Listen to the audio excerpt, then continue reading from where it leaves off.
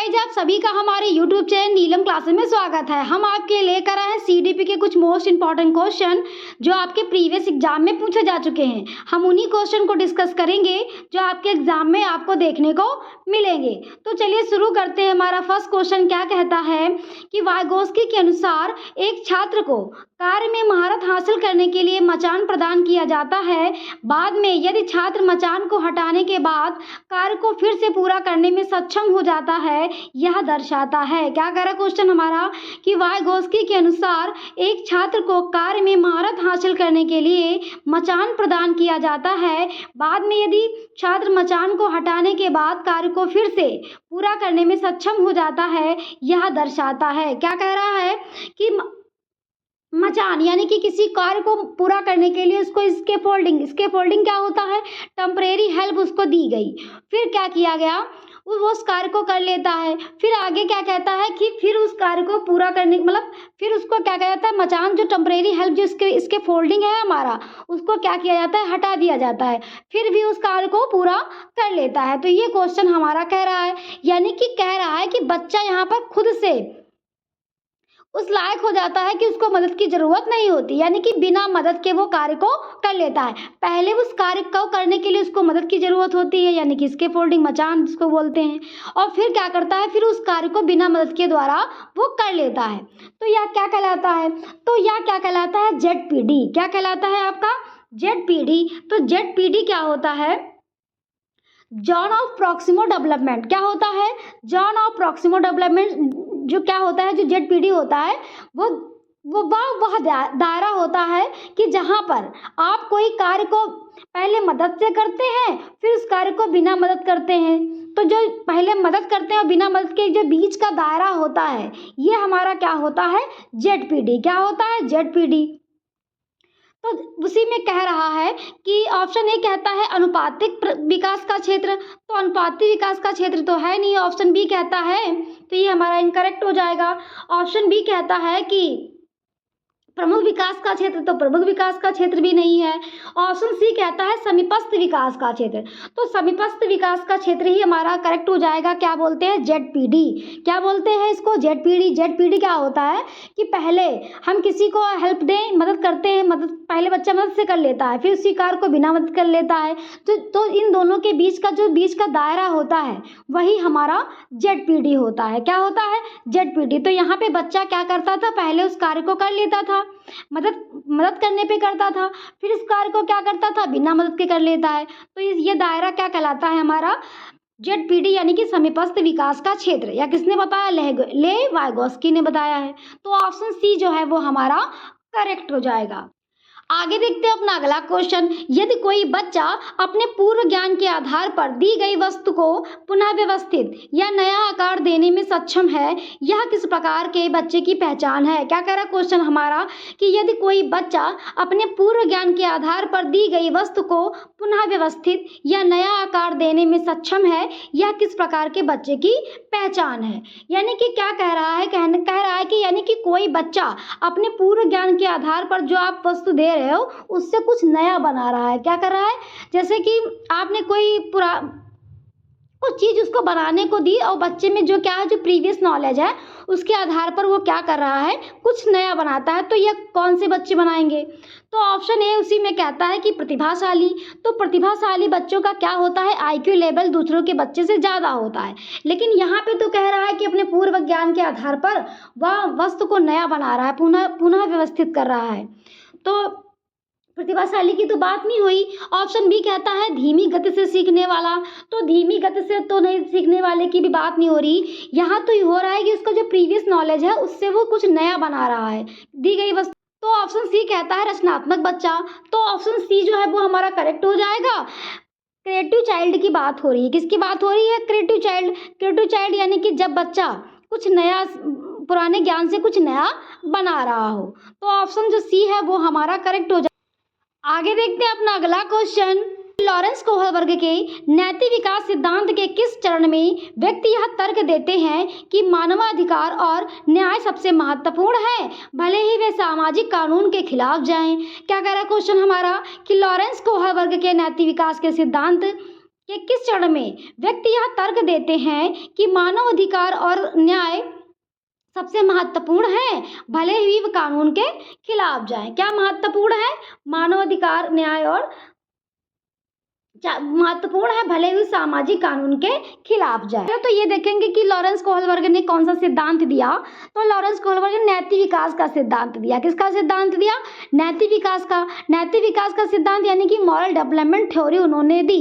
उसने अपने जो सिद्धांत में कितने 3 लेवल बताए और 6 स्टेजेस बताई हैं। तो उसी में एक स्टेज जो है हमारी वो कह रही है, मतलब उसके बारे में बता रहा है कि मानव अधिकार के जो है, मानव के जो है ह्यूमन राइट जरूरी है, चाहे वो समाज के नियमों को तोड़ दें, वही यहाँ पे बात कर रहा है। तो उसमें से जो उनकी जो 6 नंबर वाली स्टेज है वो क्या है हमारी? सार्वभौमिक नैतिक सिद्धांत अभिविन्यास। क्या है? सार्वभौमिक नैतिक अभिविन्यास सिद्धांत। यानी कि आप मुझसे लड़ जाएं अगर आपको लगता है कि वो समाज के लिए सही है। अगर समाज के लिए सही है तो उन नियमों से आपको क्या करना चाहिए? लड़ जाना चाहिए। यानी कि ह्यूमन राइट जरूरी है, चाहे वो समाज के नियम को तोड़े ही क्यों ना। तो ऑप्शन डी है वो हमारा करेक्ट हो जाएगा। आगे देखते हैं अपना अगला क्वेश्चन। अभिकथन क्या कहता है, यानी कि एजर्सन क्या कहता है कि बच्चे अपने माता पिता से ही ज्ञान, कौशल, मूल्य, समाज के रीति रिवाज सीखते हैं। तो अपने माता पिता से ही सीखते हैं, बस और कहीं से नहीं सीखते। तो ये तो हमारा इनकरेक्ट हो जाएगा। किससे सीखते हैं भाई? स्कूल से सीखते हैं, दोस्तों से सीखते हैं, रिश्तेदारों से सीखते हैं, मीडिया से सीखते हैं। और इसमें क्या कह रहा है कि अपने माता पिता से ही सीखते हैं। तो ये हमारा इनकरेक्ट हो जाएगा। कारण यानी कि रीजनिंग क्या कहता है कि बच्चों का सामाजिकरण एक सरल और रेखिकी होता है। तो बच्चे का सोशलाइजेशन जो होता है वो सरल तो होता है, यानी कि सिंपल तो होता है, लो रेखिकी नहीं होता, सिंपल टू कॉम्प्लेक्स होता है। क्या होता है? सिंपल टू कॉम्प्लेक्स होता है। रेखिकी यानी कि एक रेखा में ही नहीं चलता। क्या होता है? एक ही रेखा में नहीं चलता, ये आगे पीछे चलता है। ये क्या होता है? लाइफ लॉन्ग चलने वाली प्रोसेस है, जीवन पर्यंत चलती है। यानी कि पहले बच्चा क्या आज कुछ कम सीखेगा, कल ज़्यादा सीखेगा। क्या करता है?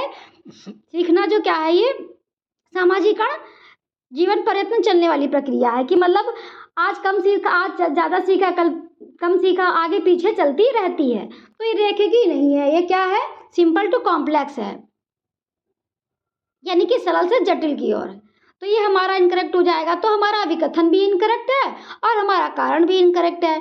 तो हम ऑप्शन डी जो है वो हमारा करेक्ट हो जाएगा कि ए और आर दोनों हमारे गलत हैं।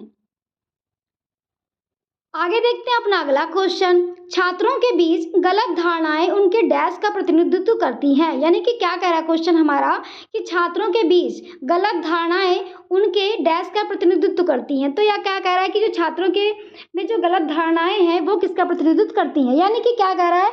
मिसकॉन्सेप्शन की यहाँ पे बात हो रही है। यानी कि बच्चा अपने अनुभव के आधार पर यह बताता है कि ट्रेन चलती है तो जो पेड़ है वो हमारे साथ चल रहे हैं। फिर और क्या बताता है कि जो सूरज है वह हमारे साथ ही चल रहा है। तो ये क्या होता है? गलत धारणाएं नहीं होती, ये क्या होते हैं? बच्चे के अपने अनुभव होते हैं। तो वही यहाँ पे कह रहा है कि किसका प्रतिनिधित्व करती हैं, जो ये धारणाएं हैं वो किसका प्रतिनिधित्व करती हैं। तो ये धारणाएं गलत नहीं होती, ये क्या होती हैं? बच्चे के अनुभव के आधार पर होती हैं। तो ऑप्शन ए उसी में कहता है कि अत्यंत त्रुटि और अतार्किक विचार प्रक्रिया। तो ये हमारा इनकरेक्ट हो जाएगा, ऐसा कुछ भी नहीं है। ऑप्शन बी कहता है कि उच्च क्रम की भावनात्मक बौद्धिक क्षमताएं। तो अभी बच्चा छोटा है, उच्च क्रम की कोई बात नहीं हो रही बौद्धिक क्षमता की। ऑप्शन सी कहता है कि अवधारणाओं के बारे में मूल और सहज समय। तो ऑप्शन सी जो है वही हमारा करेक्ट हो जाएगा कि जो बच्चा है उसके अनुभव के आधार पर क्या होती है, ये सब क्या होती है?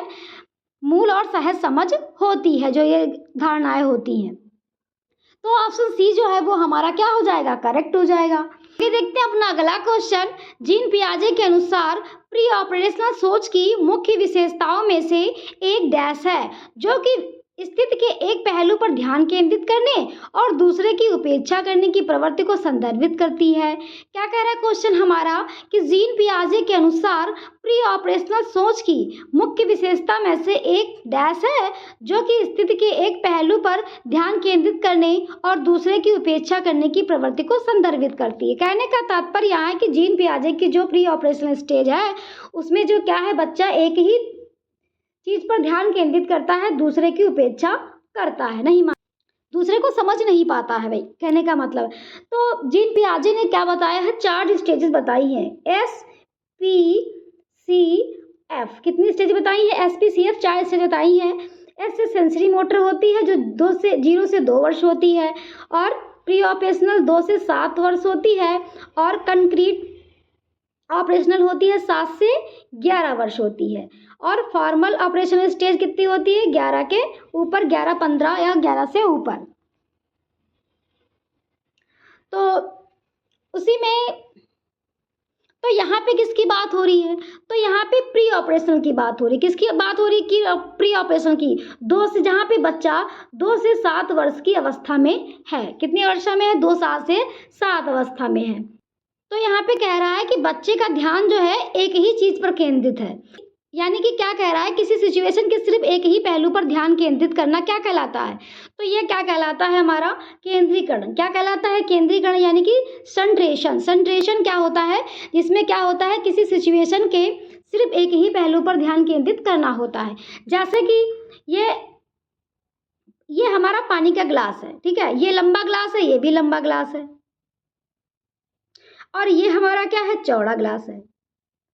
इसमें पानी भरा हुआ है, तो हम क्या करते हैं कि वही पानी हम इस ग्लास में भी भरते हैं, ठीक है, और वही पानी हम इस चौड़े से ग्लास में भी भरते हैं। लेकिन बच्चा ये समझ नहीं पाता कि जितना पानी इस ग्लास में है उतना पानी इस ग्लास में भी है।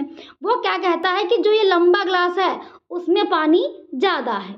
यही क्या होता है, हमारा सेंट्रेशन होता है, यानी कि केंद्रीकरण। उसका ध्यान सिर्फ इसी ग्लास पे है कि वो लंबा है, वो लंबे छोटे चौड़े से इसको कोई मतलब नहीं है, वो सिर्फ इतना कहता है कि पानी लंबे ग्लास में ज़्यादा है। तो इसको क्या कहते हैं, सेंट्रेशन कहते हैं, जहाँ पर बच्चा एक ही चीज पर उसका फोकस होता है, यानी कि बाकी पहलुओं पर ध्यान नहीं देता, वो क्या होता है, हमारा केंद्रीकरण।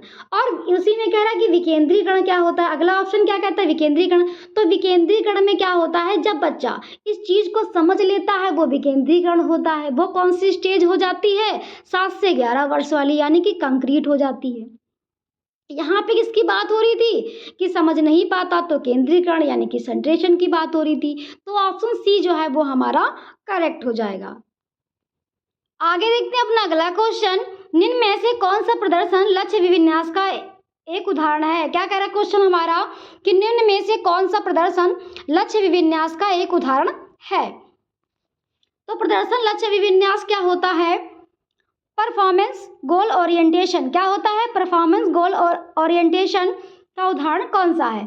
तो प्रदर्शन लक्ष्य विन्यास होता क्या है, तो यानी कि होता है कि जहाँ पर बच्चा अपनी क्षमताओं को दूसरों को दिखाने के लिए, उनसे बेहतर प्रदर्शन करने के लिए प्रेरित होता है। क्या होता है कि यहाँ पर बच्चा अपनी क्षमताओं को दूसरों को दिखाने के लिए, बेहतर प्रदर्शन करने के लिए प्रेरित होता है। ये हमारा क्या होता है, प्रदर्शन लक्ष्य विन्यास, यानी कि परफॉर्मेंस गोल ओरिएंटेशन होता है। तो उसी में कह रहा है, ऑप्शन ए कहता है कि एक छात्र शिक्षक से अधिक सीखने के लिए कठिन अध्ययन करता है। तो ये तो नहीं हमने बताया। ऑप्शन बी कहता है कि एक छात्र अच्छा ग्रेड पाने और दूसरों से बेहतर होने के लिए कड़ी मेहनत करता है। तो ऑप्शन बी जो है वही हमारा करेक्ट हो जाएगा, कि हमने आपको क्या बताया कि दूसरों को दिखाने और उनसे अच्छा प्रदर्शन करने के लिए प्रेरित होता है। तो ऑप्शन बी जो है वो हमारा करेक्ट हो जाएगा। आगे देखते हैं अपना अगला क्वेश्चन, अभिकथन यानी कि एजर्सन क्या कहता है, कि एक समावेशी कक्षा में सभी पाठचर्या अनुकूलन के शैक्षिक मानकों को विशेष बच्चों के लिए निम्नतर करने के लिए निर्देशित किया जाना चाहिए। क्या कह रहा है एजर्सन हमारा अभिकथन, कि एक समावेशी कक्षा में सभी पाठचर्या अनुकूलन के शैक्षिक मानकों को विशेष बच्चों के लिए निम्नतर करने के लिए निर्देशित किया जाना चाहिए। तो बस केवल विशेष बच्चों के लिए ही निर्देशित किया जाना चाहिए, और कोई बच्चा ना हो। तो ये तो हमारा इनकरेक्ट हो जाएगा, कि सिर्फ विशेष बच्चा हो, बाकी कोई बच्चे ना हो। समावेशी शिक्षा क्या कहती है, बिना किसी भेदभाव के सभी को एक समान शिक्षा, चाहे वो प्रतिभाशाली बच्चा हो, चाहे मंद बुद्धि हो, चाहे सामान्य बुद्धि हो, इन सबको क्या करना है, सभी को एक समान शिक्षा प्रदान करनी है। बस ये है कि जो बच्चा ज़्यादा आगे सीख रहा है उसको थोड़ा ज़्यादा कठिन क्वेश्चन पूछेंगे बस, लेकिन किसी को अलग नहीं करना है। तो ये हमारा इनकरेक्ट हो जाएगा। तर्क यानी कि रीजनिंग क्या कहता है कि विशेष बच्चों की मुख्य धारा की कक्षा में सीखने की कोई संभावना नहीं है। क्या कह रहा है? तर्क रीजनिंग क्या कह रहा है कि विशेष बच्चों की मुख्य धारा की कक्षा में सीखने की कोई संभावना है। तो विशेष बच्चे जो होते हैं उनको सीखने की कोई ज़रूरत नहीं है, ये भी हमारा इनकरेक्ट हो जाएगा। भाई सीखने की ज़रूरत सबको है, कक्षा में तो सबको समावेशी शिक्षा कहती है कि सभी को एक समान शिक्षा, वो कह रहा नहीं है, तो ये हमारा इनकरेक्ट हो जाएगा। तो हमारा कथन भी इनकरेक्ट है और कारण भी इनकरेक्ट है, तो ऑप्शन डी हमारा करेक्ट हो जाएगा कि ए और आर दोनों गलत है। ऑप्शन डी हमारा करेक्ट हो जाएगा। आगे देखते हैं अपना अगला क्वेश्चन। विकास के डैश आयाम के तहत भावनाओं, आत्मधारणा तथा परिवारों, साथियों और दोस्तों के साथ पारंपरिक परिवर्तन का अध्ययन किया जाता है। क्या कह रहा है क्वेश्चन हमारा कि विकास के डैश आयाम के तहत भावनाओं, आत्मधारणा तथा परिवारों, साथियों और दोस्तों के साथ पारस्परिक परिवर्तन का अध्ययन किया जाता है। यह क्या कहलाता है?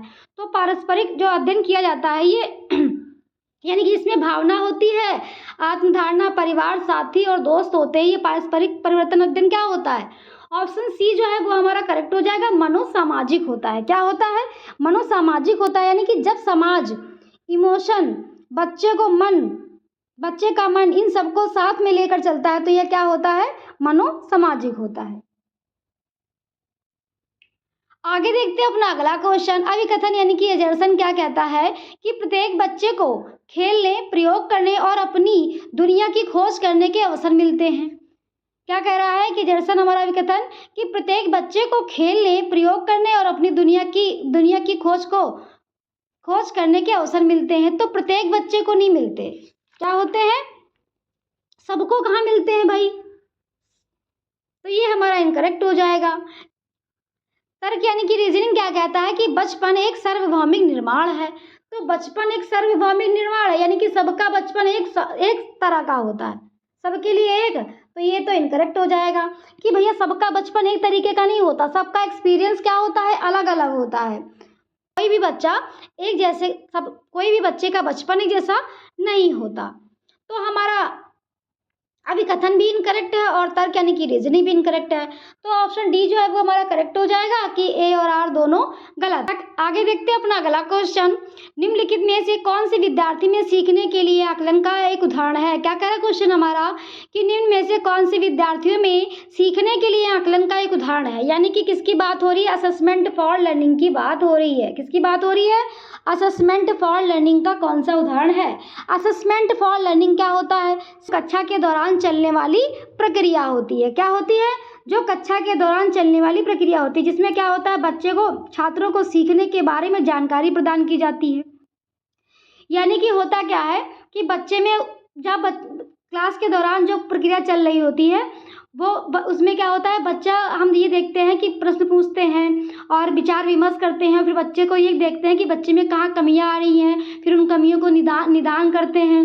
तो ये क्या होता है? हमारा सीखने के लिए आकलन होता है। क्या होता है कि जो कक्षा के दौरान जो प्रक्रिया चलती है वो हमारा सीखने के लिए आकलन होता है, यानी कि असेसमेंट फॉर लर्निंग होता है। तो उसी में कह रहा है कौन सा उदाहरण सही है? तो ऑप्शन ए कहता है कि देश भर के छात्रों की तुलना के लिए एक मानकीकृत परीक्षण। तो देश भर के छात्रों की तो बात नहीं हो रही, और मानकीकरण क्या होता है? परीक्षण, समेटिव असेसमेंट में ये सब होता है। ऑप्शन बी कहता है कि एक परियोजना की शुरुआत में छात्रों को दिया गया रूब्रिक रेखांकित करते हुए ग्रेड प्राप्त करने के लिए, तो ग्रेड की बात भी समेटिव असेसमेंट में होती है। ऑप्शन सी कहता है कि एक अंतिम परीक्षा जिसमें पूरे सत्र में सीखी गई सभी सामग्री शामिल होती हैं। तो ये भी हमारा अंतिम क्या होता है? अंतिम तो हमारा समेटिव असेसमेंट भी ही होता है।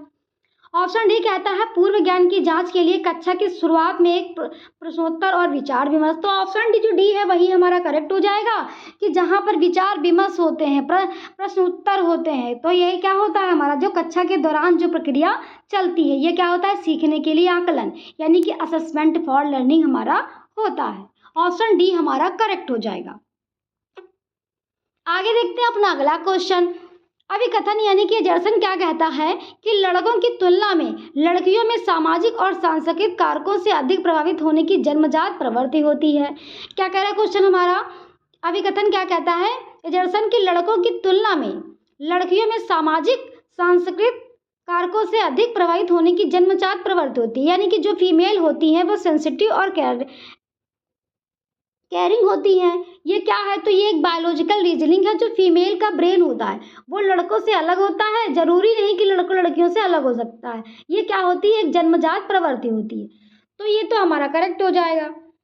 फिर क्या कहता है कि तर्क क्या कहता है कि लड़कियां आनुवांशिक रूप से लड़कों की तुलना में अधिक संवेदनशील और भावात्मक रूप से कमजोर होती हैं, जिनके कारण उनकी सामाजिक अपेक्षाओं के अनुरूप होने की संभावना अधिक होती है। तो ऐसा नहीं है कि लड़कियां लड़कों से संवेदनात्मक रूप से कमजोर होती हैं, भाई लड़कों में भी सेंसिटिव होते हैं लेकिन वो दिखाते नहीं है। तो ये हमारा इनकरेक्ट हो जाएगा। तो ए हमारा करेक्ट है और आर हमारा इनकरेक्ट है। अब हम ऑप्शन में देखेंगे तो ऑप्शन सी जो है वो हमारा करेक्ट हो जाएगा, ए सही है और आर गलत है। आगे देखते हैं अपना अगला क्वेश्चन। व्यवहार, रुचियां, दृष्टिकोण, कौशल और व्यक्तित्व लक्षण जिन्हें एक संस्कृत विशेष जेंडर के लिए उपयुक्त मानती है डैश के रूप में संदर्भित किया जाता है और यह डैश होते हैं। क्या कह रहा है क्वेश्चन हमारा कि व्यवहार, रुचियां, दृष्टिकोण, कौशल और व्यक्तित्व लक्षण जिन्हें एक संस्कृत विशिष्ट जेंडर के लिए उपयुक्त मानती है के रूप में संदर्भित किया जाता है और यह डैश होते हैं। तो ये क्या होते हैं, जो होते हैं व्यवहार, रुचियां, दृष्टिकोण, ये सब क्या होते हैं, ये सब जेंडर भूमिकाएं होती हैं। क्या होती है, जेंडर भूमिकाएं, यानी कि जेंडर रोल होते हैं। और यह किसको संदर्भित करते हैं, तो ये संस्कृत रूप में परिभाषित होते हैं। यानी कि जेंडर रोल क्या होता है कि समाज द्वारा किसी व्यक्ति के लिंग के आधार पर जो निर्धारित की गई अपेक्षाएं होती हैं, ये किस पर निर्धारित होती है, संस्कृत रूप से परिभाषित होती है। तो ऑप्शन सी जो है वो हमारा करेक्ट हो जाएगा। आगे देखते हैं अपना अगला क्वेश्चन। सीखने में विविधता रखने वाले विद्यार्थियों की कक्षा में एक शिक्षक को, क्या कह रहा है कि सीखने में विविधता रखने वाले विद्यार्थियों की कक्षा में एक शिक्षक को करना। तो सीखने में विविधता क्या होती है, तो सीखने में विविधता यानी कि जब बच्चा क्या होता है कि एक बच्चा किसी को देख कर सीखता है। कोई डांस में अच्छा होता है, कोई म्यूजिक में अच्छा होता है, कोई साइंस में अच्छा होता है, या क्या होता है कि सबकी अलग अलग रुचि रखने वाले बच्चे होते हैं। यानी कि अलग अलग तरीके से जहाँ पे बच्चा रुचि रखते हैं।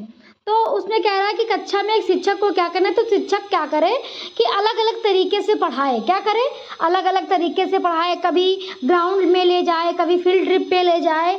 तो उसी में पहला ऑप्शन कहता है कि शिक्षक को क्या करना चाहिए, तो पहला ऑप्शन कहता है कि पढ़ाने के मानकीय स्तर को पहचानना चाहिए। तो पढ़ाने के मानकीय स्तर क्या हो, मानकीय स्तर ना हो, डिफरेंट होने चाहिए।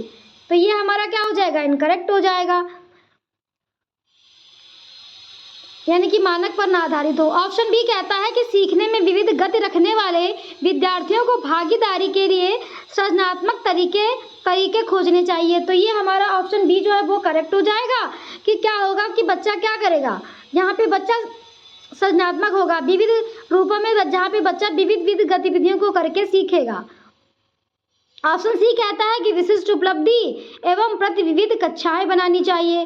तो ये भी हमारा इनकरेक्ट हो जाएगा। और ऑप्शन डी कहता है कक्षा में योग्यता के आधार पर समूहीकरण, यानी कि जो बच्चा अच्छा है उसको एक ग्रुप में रख देंगे, जो बच्चा कम समझ पाता है उसको, जिसको ज़्यादा नहीं आता उसको एक ग्रुप में रख देंगे, और जो पढ़ने वाले बच्चे हैं उनको सबको एक ग्रुप में रख देंगे। तो ये भी हमारा इनकरेक्ट हो जाएगा। ये ग्रुप हमको ऐसे बनाए मिक्स ग्रुप हो, जिसमें प्रतिभाशाली भी हो, सामान्य भी हो, जो जल्दी सीख लेता हो, जो कम सीख पाता हो, ऐसे क्या हो, मिक्स ग्रुप होने चाहिए।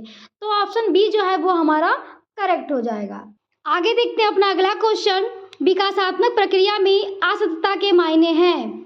क्या कह रहा है कि डेवलपमेंट प्रोसेस में डिसकंटिन्यूस के मायने क्या है। तो डिसकंटिन्यूस यानी कि मतलब कि विकास की जो प्रोसेस है उसमें डिसकंटिन्यूस के क्या मायने हैं, यानी कि असतता, यानी कि अनिरंतरता के क्या मायने हैं। तो डिसकंटिन्यूस में अनिरंतरता के मायने क्या हैं कि एक स्टेजेस बनाई गई ना, पियाजे ने स्टेज बताई है। तो उन्होंने क्या क्या बताया है कि एक स्टेज से दूसरे स्टेज में जब बच्चा जाता है तो वो क्या होता है, उसके अंदर नई एबिलिटी उसके अंदर डेवलप होती है। यानी कि एक स्टेज से दूसरे स्टेज में जब बच्चा जाता है तो वो कुछ नई चीज़ें उसके अंदर उभर कर आती हैं, कुछ नया बेहतर करने की कोशिश करता है। तो वही हमारा क्या होता है कि यह इसके मायने हैं, मतलब सततता के डेवलपमेंट में। तो ऑप्शन ए कहता है कि विकास की प्रक्रिया के दौरान उभरने वाले नए तरीकों जैसे संसार को समझने में मदद। तो हाँ, यही हमारा करेक्ट हो जाएगा, क्योंकि क्या क्या होता है डिसकंटिन्यूस में कि मतलब स्टेजेस में होता है, क्या होता है, स्टेजेस होता है कि जब बच्चा एक स्टेज से दूसरे स्टेज में जाता है तो कुछ नया ही करता है, कुछ बेहतर करने की कोशिश करता है। तो ऑप्शन ए जो है वो हमारा करेक्ट हो जाएगा। तो ये थे हमारे सीडीपी के कुछ मोस्ट इंपॉर्टेंट क्वेश्चन जो आपके प्रीवियस एग्जाम में पूछे जा चुके हैं। हमने उन्हीं क्वेश्चन को डिस्कस किया जो आपके एग्जाम में आपको देखने को मिलेंगे। अगर आपको हमारा चैनल पसंद आया हो तो प्लीज़ लाइक सब्सक्राइब करना मत भूलिएगा। Thank you.